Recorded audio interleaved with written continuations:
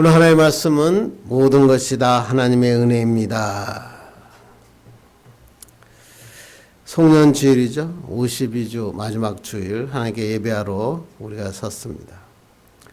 지난 시간을 돌아보면은 좀 아쉬운 것도 있을 수도 있고 또 염려와 걱정이 있을 수도 있습니다. 그러나 여기까지 동행하신 분, 그분이 하나님이시고 또 우리가 가슴 깊은 기대를 갖고 사는 것은 뭐냐면 하나님이 내년에도 함께 하실 그 하나님의 은혜를 기대하기 때문에 그렇습니다. 미켈란젤로라고 하는 사람이 시스티나 예배당의 천장의 벽화를 거의 완성할 때에 일이었다 그럽니다. 작품이 거의 끝난 것으로 보였습니다. 그래서 그의 조수가 어떤 조수가 이렇게 얘기합니다. 선생님, 이제 거의 끝나지 않았습니까? 근데 아직까지도 하실 일이 남았습니까? 그래서 미켈란젤로가 이렇게 얘기합니다. 자네 눈에는 다 끝난 것 같이 보이는가?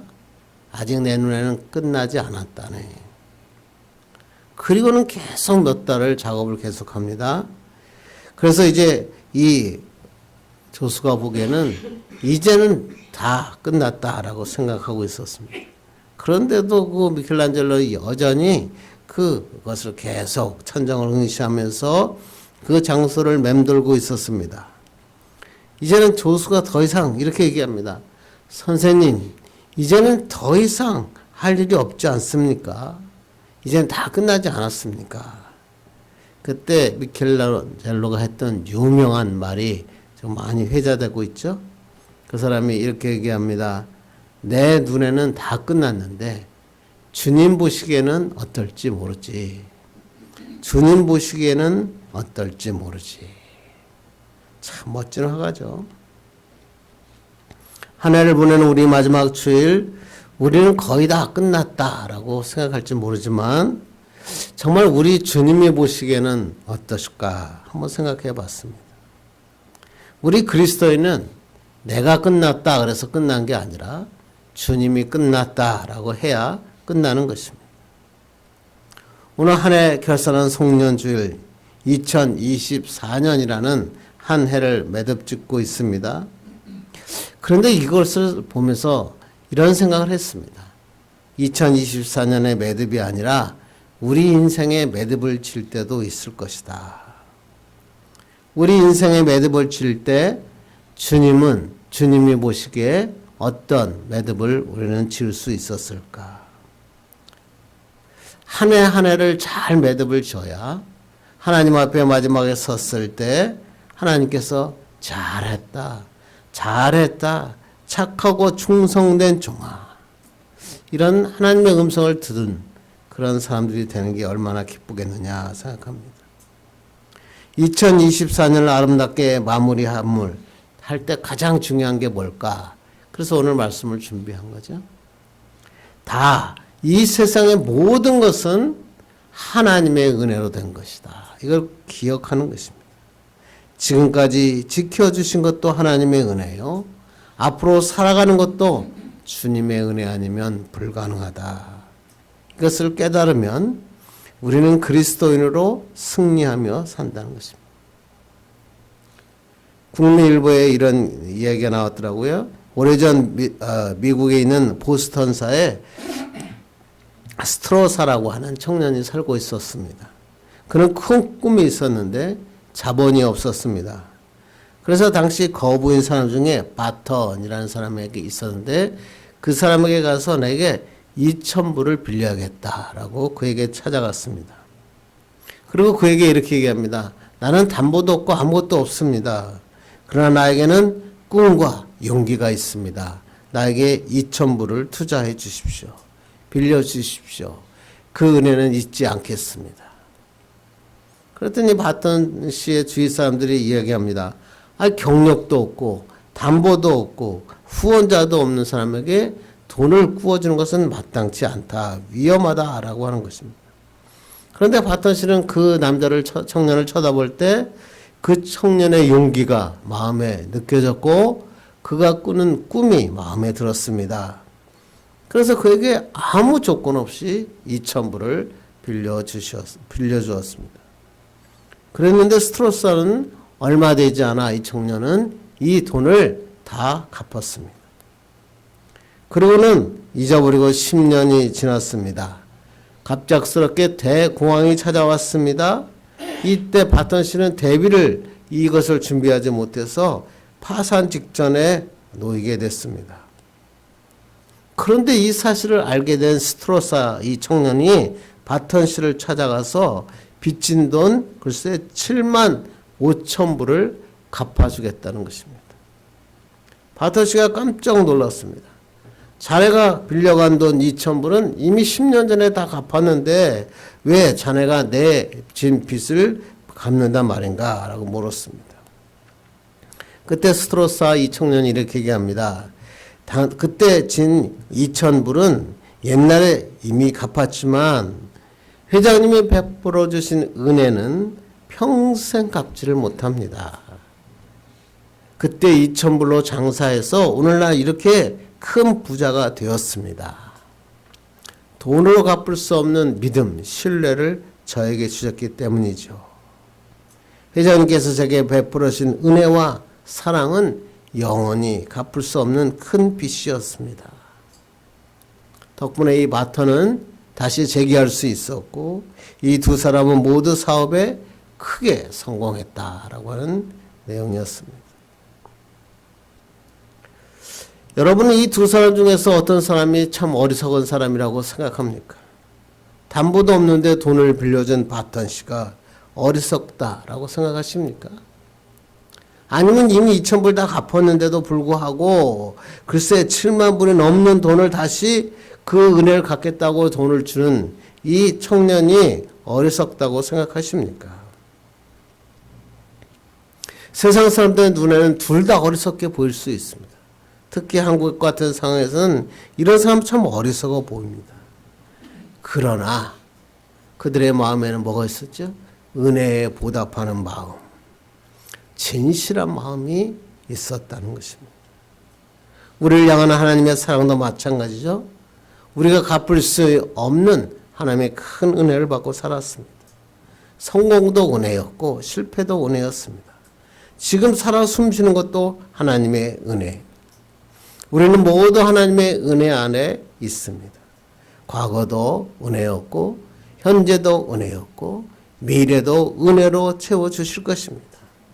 이러한 은혜를 잊지 않을 때 하나님의 역사가 나타나고 하나님이 계획하신 푸른 창공을 향하여 날아갈 수 있는 것입니다. 여러분이 잘 아는 심리학자의 실험 이야기 다시 한번 할게요. 심리학자가 동네의 한 구역에서 그 한 구역을 정하고 맨날 아침마다 집집마다 매일 $100씩을 놓았습니다. 그리고 그 다음 날도 100달러씩을 놓으면서 그들이 어떻게 변하고 있는가를 실험했습니다. 실험 첫날 100달러씩 놓으니까 사람들이 그 사람은 미친 사람 아니냐 그렇게 얘기했습니다. 그러면서도 슬그머니 돈을 집어 가지고 갔습니다. 그렇게 해서 계속 주니까 사흘이 지나니까 100달러씩 집 앞에 놓았다고 동네가 시끌벅적했습니다. 둘째 주가 됐습니다. 둘째 주가 되니까 아예 현관 앞에 나와서 돈을 기다리는 사람도 있었습니다. 셋째 주가 되니까 돈 받는 것을 이상해하지 않았습니다. 넷째 주가 됐습니다. 당연히 돈을 놓고 가는 거라고 생각하고 당연하게 돈을 집어갔습니다. 실험 한 달이 지났습니다. 이제 이 실험학자가 돈을 집 앞에 놓지 않고 그냥 동네를 지나갔다고 합니다. 그랬더니 사람들이 매우 불쾌하면서 그 사람 보고 얘기합니다. 왜 오늘은 돈을 주고 가지 않느냐라고 따졌다는 것입니다.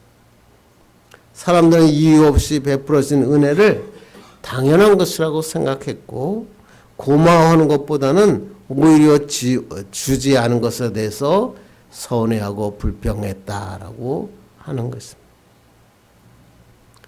마찬가지죠. 그 사람들의 모습에서 우리의 모습이 보이죠.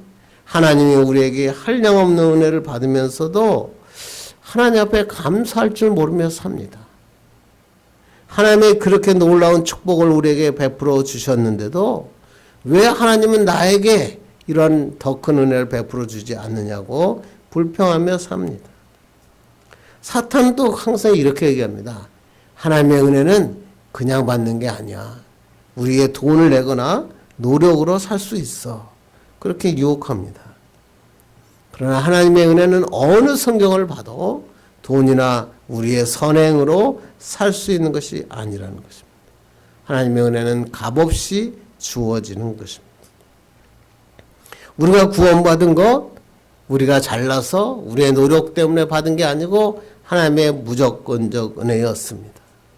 지금 살아가는 것도 하나님의 무조건적 은혜입니다. 우리는 어떻게 하면 살면 될까요? 그 은혜에 감사하며 살면 되는 것입니다.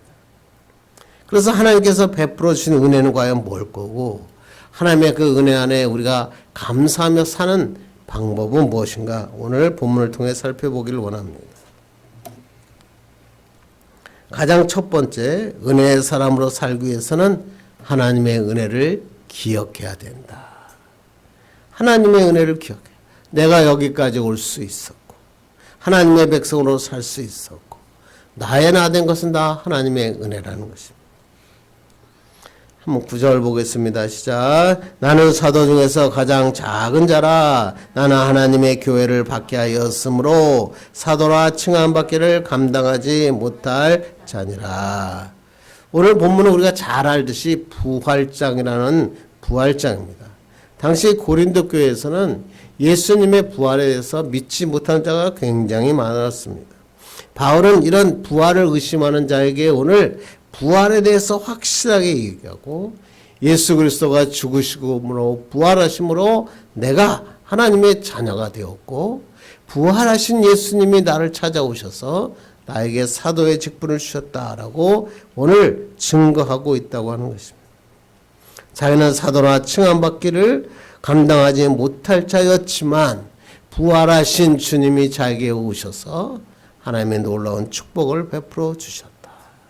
기독교인들을 핍박하고 복음을 증거하는 성도들을 박해하던 자를 하나님이 찾아오셔서 다메섹 도상에서 나를 만나주시고 하나님의 자녀 삼아주셨다. 그랬더니 나의 삶이 완전히 바뀌게 되었다라고 고백하며 간증하는 것입니다. 그리스도를 만난 후에 부활하신 예수 그리스도를 만난 후에 그의 삶은 완전히 바뀌게 되었다.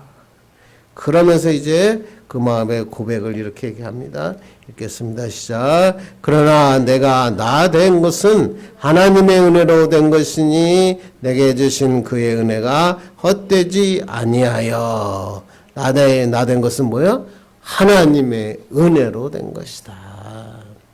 그 은혜가 헛되지 아니하다. 나와 함께 하신 하나님의 은혜라. 그러면서 이 짧은 구절 안에 은혜를 3번, 4번 반복하면서 이야기하는 것입니다. 은혜가 뭡니까?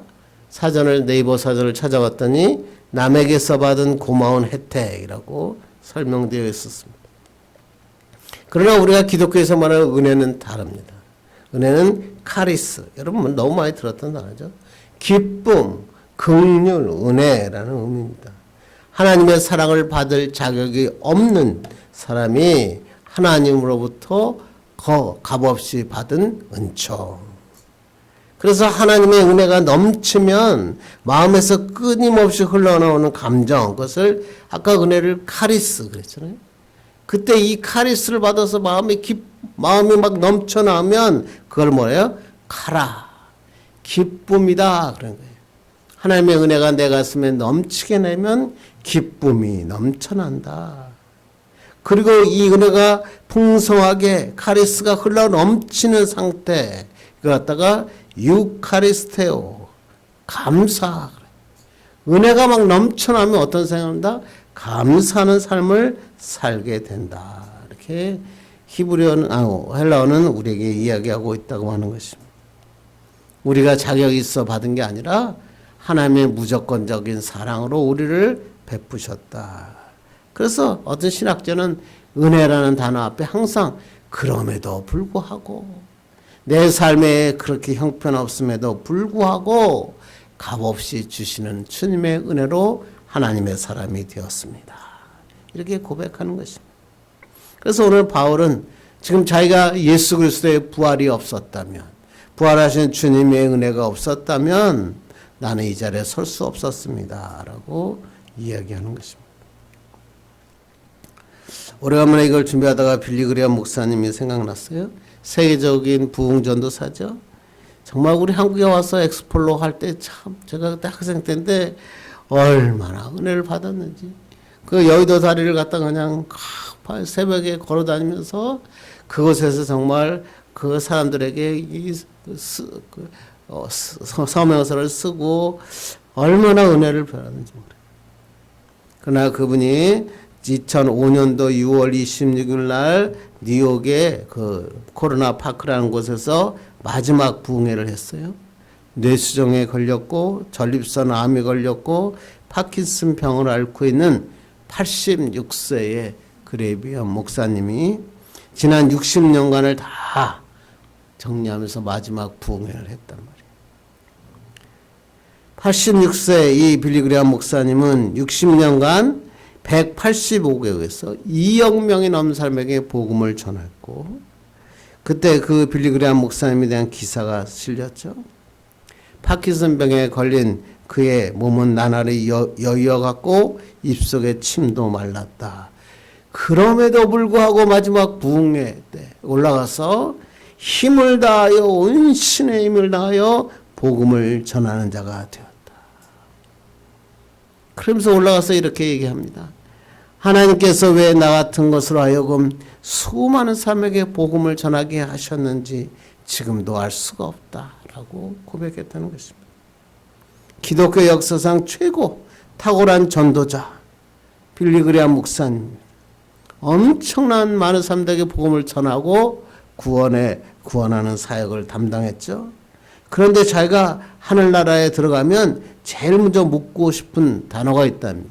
물음이 있답니다. 뭡니까? 그랬더니 하나님 왜 저 같은 사람을 부르셨습니까? 그것을 질문하고 싶다는 것입니다. 사도 바울과 똑같죠.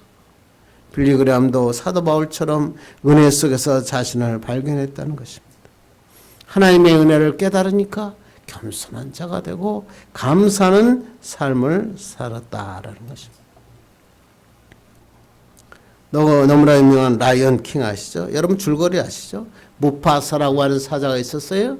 그 사자가 다스리는 동물의 왕국에서 동생 스카라고 하는 사람이 형을 반역하고 왕이 되고자 하는 스토리죠.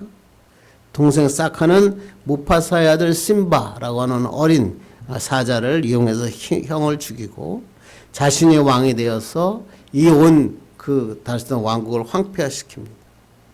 심바는 자기 때문에 아버지가 죽었다라는 자책감, 죄책감, 무력감, 자신에 대한 실망감으로 아무것도 할 수 없는 무기력한 존재로 살고 있었습니다. 그런데 그 심바가 그 물속에서 그 자기 아버지가 하는 얘기가 듣죠. 아버지가 이렇게 합니다. 내가 누구인지 기억해라. 너는 내 아들이다. 라고 하는 아버지의 음성을 듣게 됩니다. 이 음성을 듣고 심바는 완전히 변합니다. 심바는 이제 나약한 심바가 아니었습니다. 스카와의 싸움에서 전쟁에서 승리하고 정말로 진정한 왕이 돼요. 그래서 라이언 킹의 마지막에 그 어린 사자가 울부짖는 모습이 우리도 뭐 매일 보는 영화 중에 하나입니다. 우리도 마찬가지입니다. 세상에 실망하고 세상에서 절망하고 낙담된다 할지라도 하나님의 음성, 너는 내 아들이다 라고 하는 하나님의 음성만 듣게 되면 나약한 자가 아니라 천하를 호령하는 하나님의 군사가 될 수 있습니다. 왜? 나와 함께 하시는 하나님이 계시기 때문에. 우리 자신을 바라볼 때는 절망할 수밖에 없고 도망갈 수밖에 없는 존재이지만 하나님이 우리 안에 계시고 우리가 하나님 안에 계신다면, 그것만 안다면 우리는 하나님의 은혜로 일어설 수 있고 그 나의 나 된 것은 다 하나님의 은혜라 고백하는 삶을 살 수 있다는 것입니다. 그래서 어느 날 한 왕이 거울을 쳐다봤다 그래요. 거울 속에서 왕이 똑같이 생긴 한 사나이가 툭 튀어나오면서 질문합니다. 자네 어떻게 왕이 되었는가? 그러자 왕이 이렇게 얘기하죠. 남보다 내가 얼마나 잘났고 얼마나 힘이 세는가. 나는 능력이 있어서 내가 왕이 됐지. 이 말을 들은 거울 속 사나이가 이렇게 얘기합니다. 이 세상에 자네보다 능력이 많고 자네보다 잘난 사람이 얼마나 많은지 아는가? 그리고 다시 그 사나이가 묻습니다. 자네는 어떻게 왕이 되었는가? 왕이 곰곰하게 생각해보니 이렇게 합니다. 아, 내 아내가 뛰어나서 내가 왕이 되었지.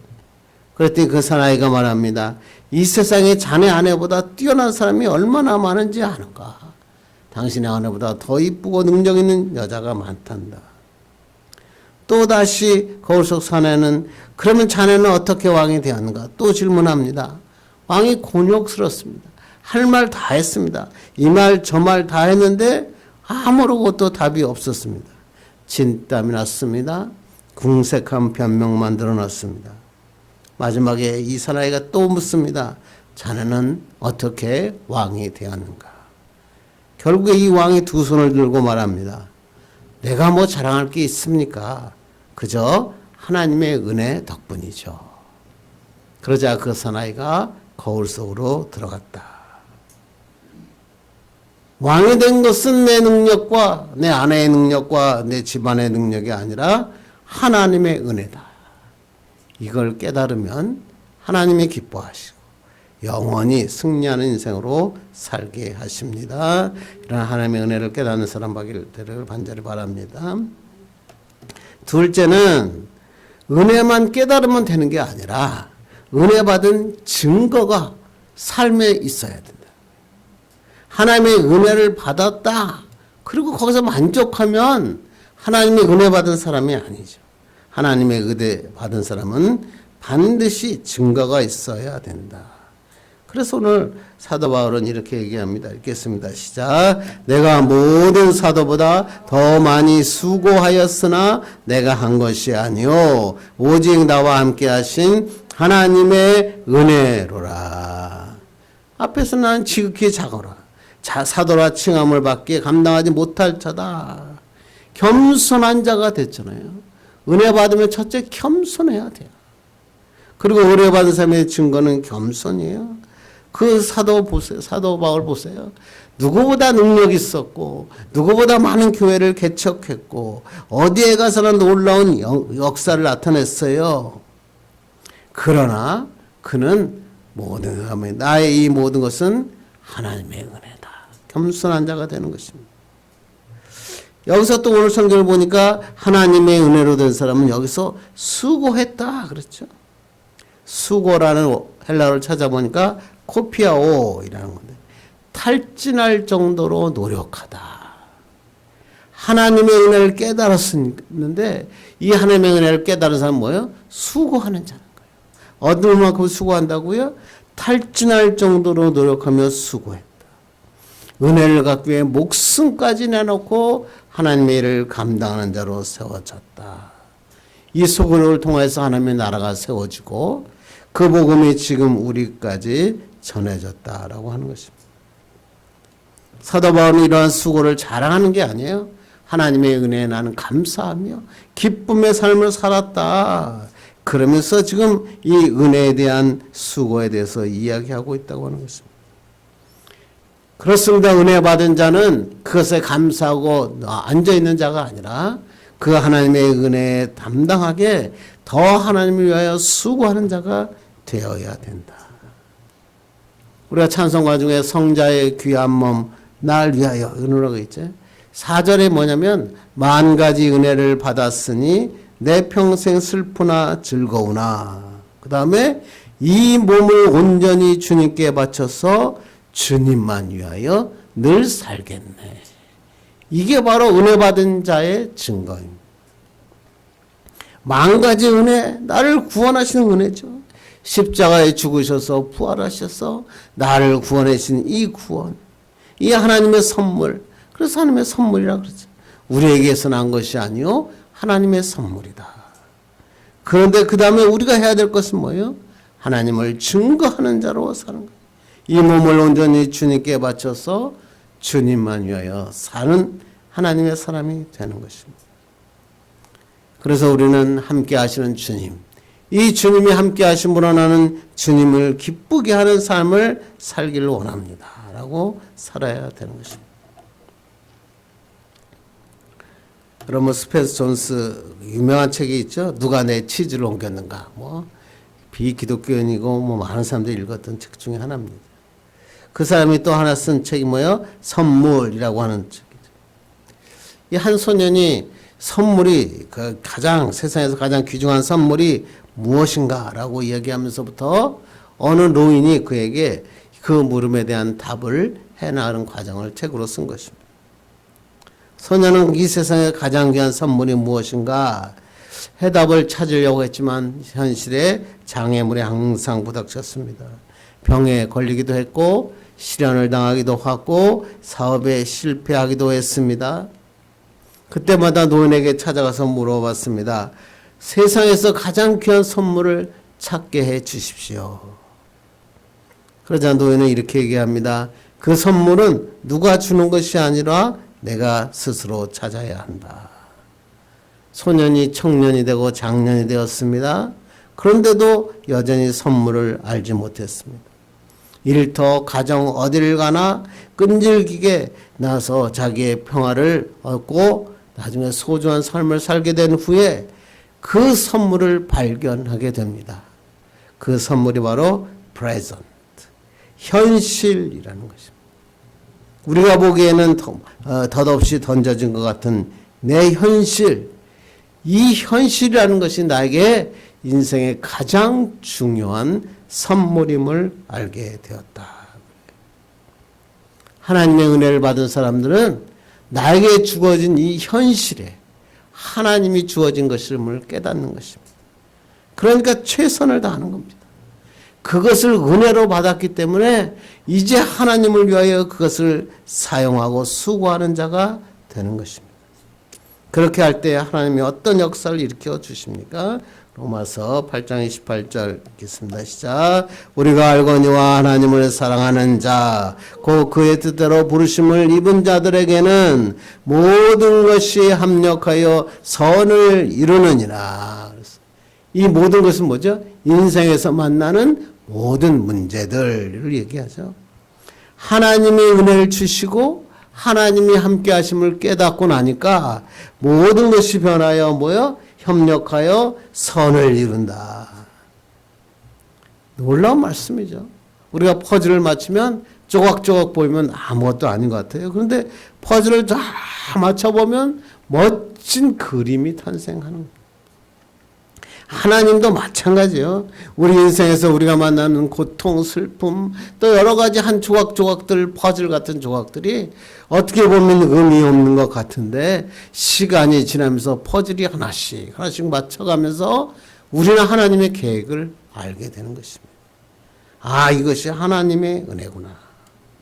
그래서 우리는 이런 퍼즐들을 항상 생각하면서 하나님의 베푸신 은혜를 기억하며 살아가야 되는 것입니다.